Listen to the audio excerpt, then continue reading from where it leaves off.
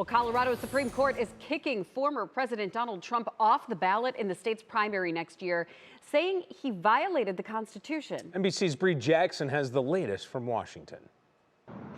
The Colorado State Supreme Court ruling that former President Trump's speech inciting the crowd on January 6 was not protected under the First Amendment. Frankly, this case is only here because Trump's actions himself.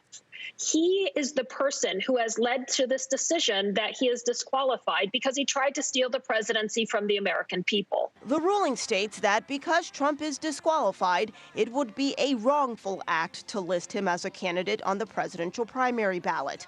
The attorney for the plaintiff praised the move. There's no fundamental right to be a presidential candidate. The Trump campaign called the decision completely flawed and is vowing an appeal to the U.S. Supreme Court. If a court decides that he is on the ballot, I, of course, will follow that. Trump continues to hold a commanding lead among his Republican presidential hopefuls. This latest legal challenge of his comes less than 1 month from the Iowa caucuses. I'm going to be here. I'm going to be probably in Des Moines or someplace. I'll be caucusing. We don't want to take any chances, right? Nikki Haley, the former UN ambassador under Trump's administration, reacted to the Colorado ruling. We don't need to have judges making these decisions. We need voters to make these decisions. So I want to see this in the hands of the voters.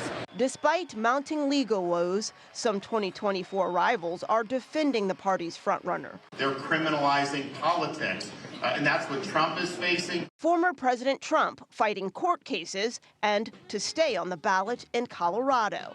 The Colorado State Supreme Court has put its decision on hold until January 4th to allow for further appeals. In Washington, Bree Jackson, NBC News. Bree, thank you. Meanwhile, former President Trump has endorsed Cleveland businessman Bernie Moreno for U.S. Senate in Ohio. Moreno is running for the Republican nomination in hopes of knocking Democratic Senator Sherrod Brown out of the seat.